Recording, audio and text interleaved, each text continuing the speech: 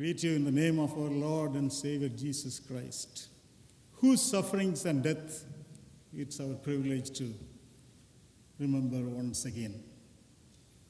Through his death,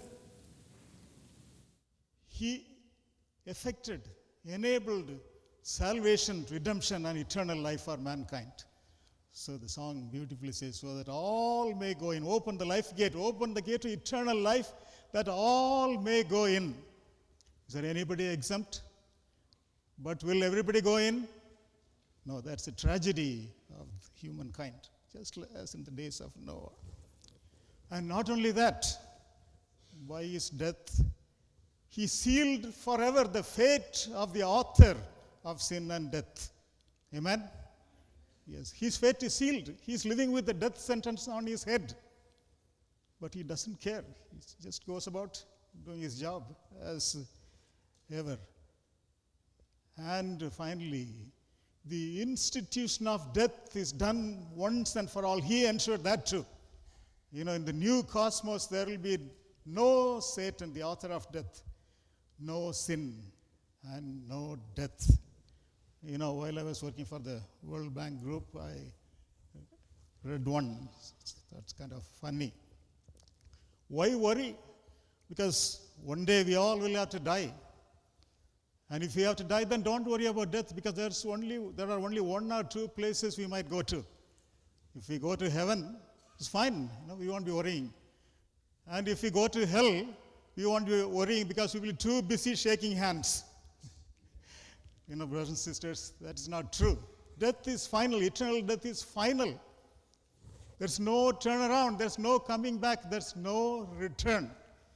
But the world does not know that, doesn't grasp the gravity of eternal death. And I feel sorry for this world. But we as God's people, we have to live with that thought. Sin leads to eternal death. There's no coming back. There's no doing time. It's final and complete. So, yet another opportunity to celebrate the supper, the feast instituted by our Lord. Where do we stand in relation to eternity? The scripture says, are we any better from the time we celebrated the Lord's Supper last time? Is there a change in our life? Is there a change in my life? The scripture says, the harvest is past, the summer is ended, and we are not saved. Can this be said of us? I hope not. Can this be said of me? I hope not. Are we still engaging in, indulging in, delighting in, thriving in, and flourishing in sin? Scripture says that if any man be in Christ, he is a new creature. Old things are passed away. Behold, all things have become new. I would like to tie this verse to a verse in Revelation. Behold, I saw a new heaven and a new earth, and former things have passed away. We won't be part of that new heaven and new earth unless our former character, our old character changes, and it has passed away. And then Romans 6:6. Knowing this, that our old man is crucified with him, that the body of sin might be destroyed. Henceforth we should not serve. The old man is gone. There's a new man, it's a new creature who is renewed in the knowledge and image of the Lord Jesus Christ. Brothers and sisters, unless we have the knowledge of Jesus Christ in our minds, we will not attain the image of our Lord Jesus Christ. Amen. I am crucified with Christ. Nevertheless I live, yet not I, but Christ liveth in me. Is Christ living in me? Is Christ living in you? Can the world see Jesus in us? So think about, at the funeral of my good old friend and brother Abraham Thomas, I think Annie is here. There was a Malayalam song sung so soulfully, hauntingly a song was sung. Sodara, innu nee marichal ninde nityada evide. Sorry.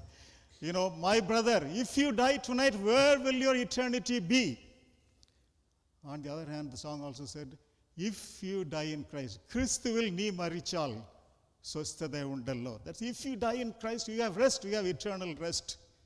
So, what is our status? Playing with sin, dilly-dallying with sin, or are we eschewing sin, forsaking sin, as the scripture exhorts us? Young people, are you still, pardon me, towards the try, are you still yielding to, succumbing to sin? You know what the scripture says? Remember thy Creator in the days of thy youth. I was wondering, why is this admonition given in the scriptures? Because your youth, your beauty, your vitality, your vigor, your energy, your charm is a gift of the Creator. Do not despise it. Do not hand it over to the devil. You know what he would do? He would corrupt your youth, despise your youth, degrade your youth, and destroy the vitality of your youth. So young people, don't do that. Stay with Christ. Honor your Creator with the youth. Our eternal consequences depend on, what do you do in your youth. To tell you the truth, I despise my youth. I did a lot of things not supposed to do. Please do not do that, I admonish you. Pardon me. Youth is a precious gift from God. Okay, come, let us reason together. It's a topic that we are going to consider for a few minutes this morning. Although Christ here, the slide is looking at the world, this message is specifically addressed to the people of God by the prophet Isaiah. Come, let us reason together. Why? Do not reason with the devil. Sorry. This man is a very cunning, very clever man. Completely perfect people. The angels, sinless angels, they had never sinned. And he corrupted them because they reasoned with him. So be very careful about this man. And what happened to them? They fell. And they lost. The scripture says they lost their first estate. Their life with God, their life in heaven, their ministry with God. They lost all that forever. There's no coming back. So do not reason with the devil. The scripture says, do not give place to the devil. Resist the devil. There's nothing to discuss with him. And he will flee from you. Let's see some examples from the Bible of people who did reason with the devil. The young lady reasoned with the devil. She was not supposed to do that. Just leave the devil alone. If he came to you, just leave. Sorry, I have other things to do. Excuse yourself. So first she reasoned with the devil. And then what? She reasoned with herself. Hey, it's not bad. After all, that guy said, this will do so many things that, do to me, make me better. So do not reason with the devil. And do not reason with yourself. When it comes to the Word of God is supreme, absolute, and final. There's no substitute. Do not reason with the devil and do not reason with yourself. He that trusteth in his own heart is a fool. From the scriptures, trust in the Lord with all thine heart and lean not unto thine own understanding. There's a way which seemeth right unto man, but what are the ends thereof? Ways of death. So do not reason with the devil when it comes to the Word of God. Do not reason with yourself when it comes to the Word of God. Accept it as the final binding Word of God. And then what happened? This man, he did not reason with anybody. He just did what his wife asked him to do. Right? He did not reason with anybody. And then what were the consequences? They could never have imagined the consequences that simple, seemingly innocent little sin might entail for the world. I wish they had been living here now. See the destruction, death, violence, the hatred, crime, perversion, ungodliness. So do not reason with yourself. Stick with God's word. And then what happened? They lost their eternal life. They could have lived forever. They lost their eternal life. The consequences were tragic. And they lost their eternal home. And they were pushed out of the Garden of Eden to go out and suffer and die in this world. And next, the scripture also admonishes not to reason with experts, so-called wise men, the philosophers and scientists and astronomers, all of those people, against God's word. See what happened. In the days of Noah, what did people do? They reasoned with the experts. Rain? What rain? It has never rained. That old man is crazy. That's what they told him.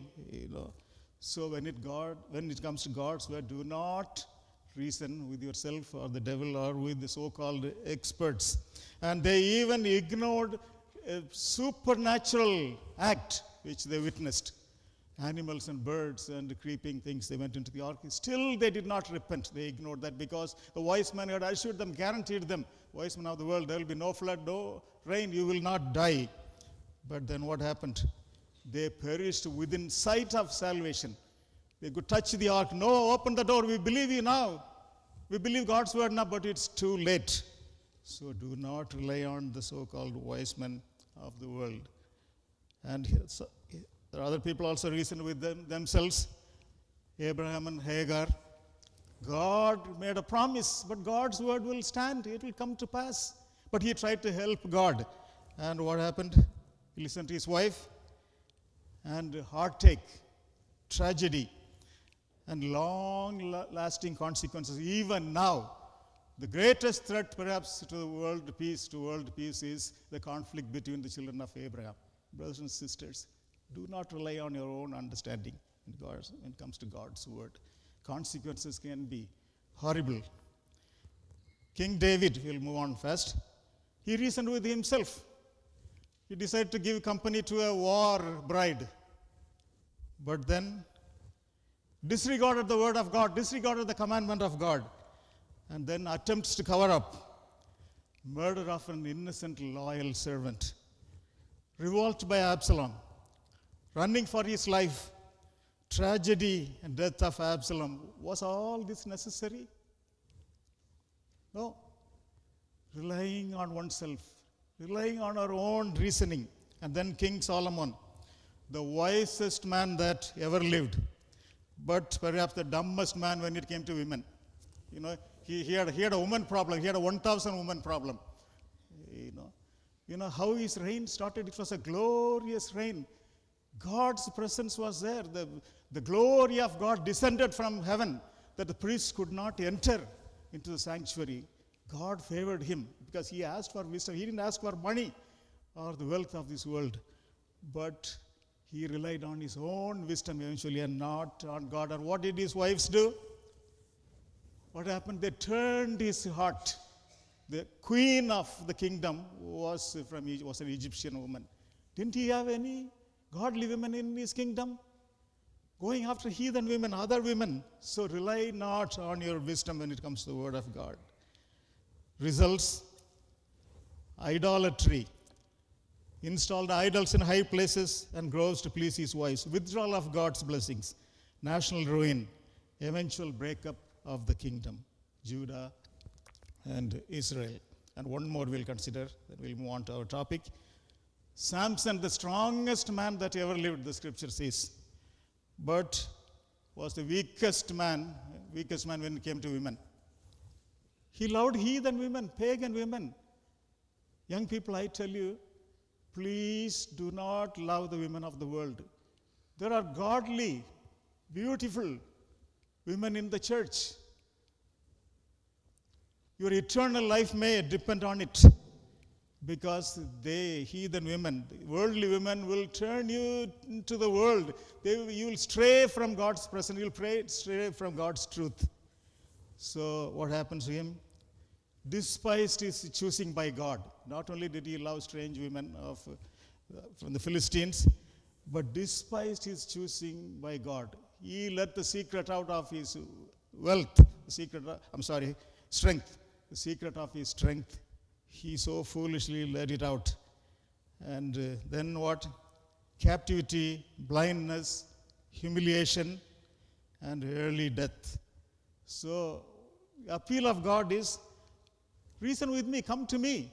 मेरे पास आइए, हम चर्चा करेंगे. Sorry, in Hindi. Come to me, Let us reason together. And what are we going to talk about? We are going to talk about your sins and your ways. Now, briefly, we shall go through. And actually, to get the import, the bearing on the story, on these texts, the context, the circumstances of the story, we got to go through the whole chapter of Isaiah 1. God, here he lists the litany of sins and crimes perpetrated by his people, and most importantly by the leaders of his people. What did they do? They have rebelled against me. A sinful nation, whole nation is wallowing in sin. A people laden with iniquity. Brothers, sin is a burden. It crushes you. Fear, anxiety, fear of being caught, embarrassment. So sin is a burden.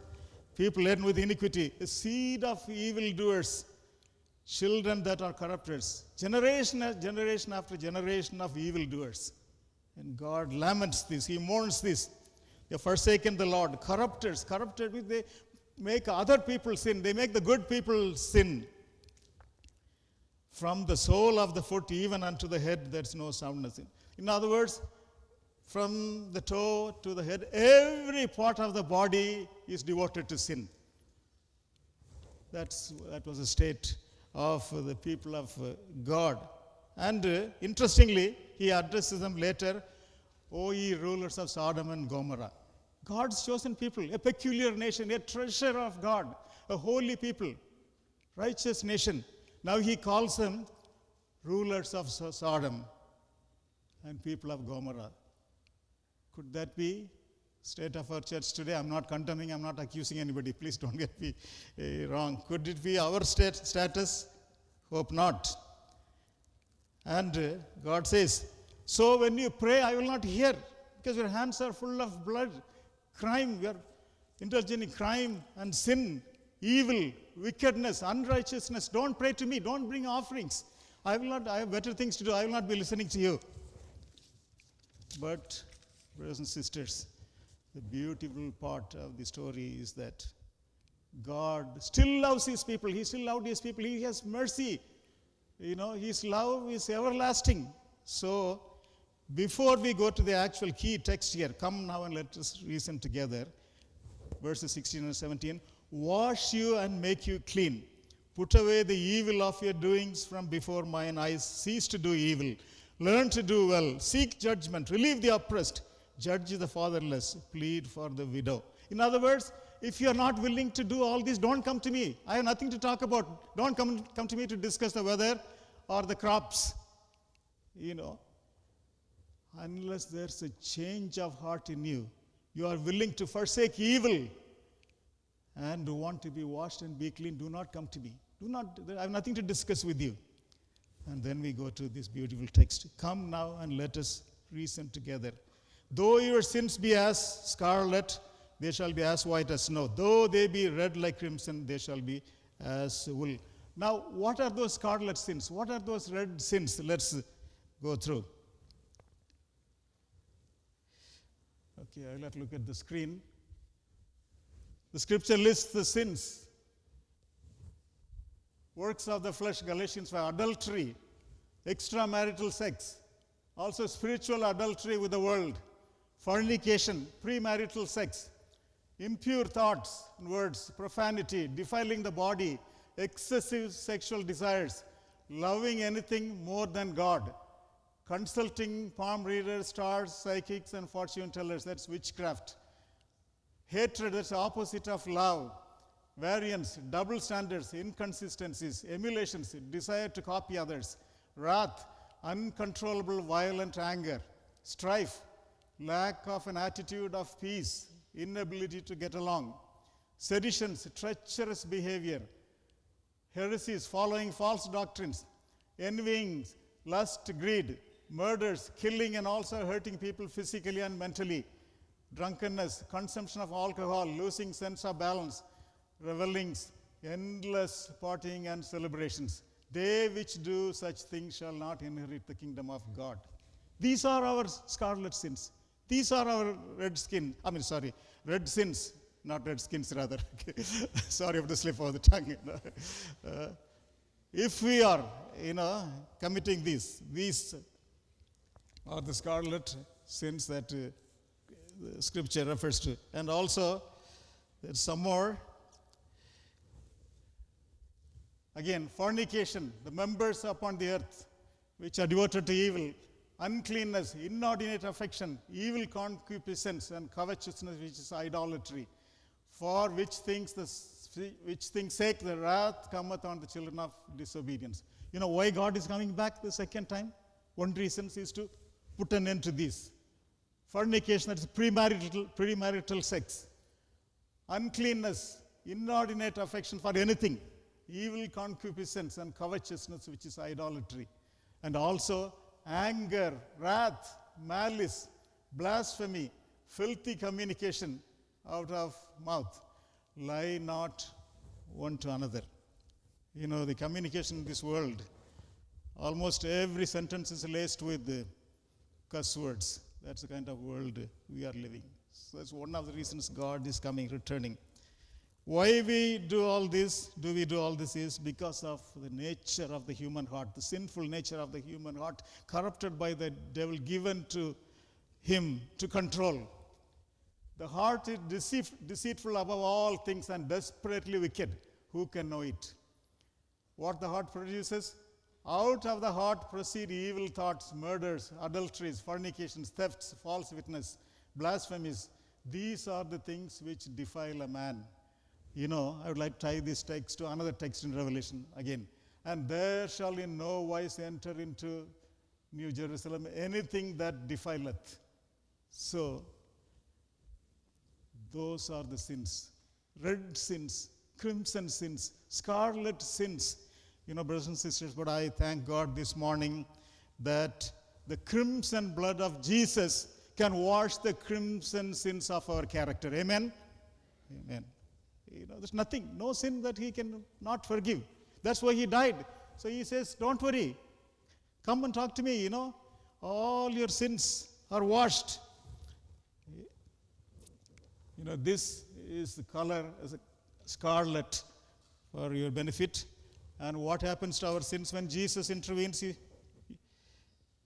White as snow. See the difference? And this is crimson, color crimson. I looked it up. And then it shall become white as snow. So our characters will become white as snow. Our sinful character, dark character, deceptive, evil, wicked, unholy character will be exchanged for the righteousness of Christ. So we'll be white like wool, white like snow. And then he says, cast your sins into the depths of the sea. Now let's study this a little bit. That's the deepest part of the ocean in the earth, Mariana Trench, 37,000 feet. So he says, I'll drop your sins in the deepest part of the sea. The idea here is what? Not only will God forget our sins, that we should have no access to those sins. Now with the scientific knowledge, and technology, people go down there, and researchers have gone down there with great peril. But we as ordinary human beings will never be able to go down there 37 miles into the deep and recover our sins. So that is the idea behind this statement. Not only will I not remember your sins, you should have no access. You should not go back and bring them back and commit those again. And then also, as far as the east is from the west. Have you ever wondered why God didn't say, as far as the north is from the south? Have you wondered? Let us examine this scientifically. Okay, now, the bottom of the earth is what direction? South. Okay, so from the bottom you go up north. You reach a point where north ends. There's no more north.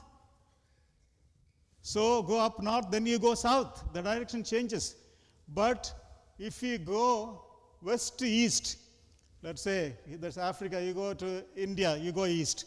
And from there you go to the Far East, that's east. And then you go to the Pacific East, and then you come to the United States. It's still east. East never ends. So you go round and round and round and round. You will never be able to recover your sins. Should be able to. But the problem is a lot of us are expert divers, want to go down and bring those sins back. And we fly so fast, want to recover those sins, east or west, north or south. Brothers and sisters, that is the meaning of God's appeal. I'll remember your sins no more. And you should have no access to them. And I'll clear your name before my Father on the judgment day, so that you can have this eternal life. But why would you die? A lot of people, even the chosen people, would rather die, enjoy the pleasures of this world, the sin of this coming, and die rather than be saved. So is this what you want? Christ is asking us, my brother, my sister, come reason together, reason with me. I will exchange your character, sinful character, dark, deep red character, as I mentioned, with the righteousness of Christ, so that you can have eternal life. Where is the change? There should be a change in our lives daily. If there was a change in my character for the better, or worse, or better, let's say better, besides God, my wife would be the first one to know. And so far, she hasn't made any exciting announcements. So it's difficult. On our own, we cannot change. See, our nature is such, we inherited a sinful nature. And it's with the power of God. When we reason with Christ and yield ourselves to His healing, saving power, His blood can wash away and change us, a new man in Christ, new creature in Christ, renewed in the knowledge and image of Christ, so that one day, we can regain what was lost. He opened the way to eternal life, opened the life gate to eternal life. So, brothers and sisters, let's reason with Christ. Let's not reason with ourselves, not reason with the devil, not reason with the wise men, philosophers, scientists, psychologists, doctors, and others. Reason with Christ and accept the cleansing and washing that He offers.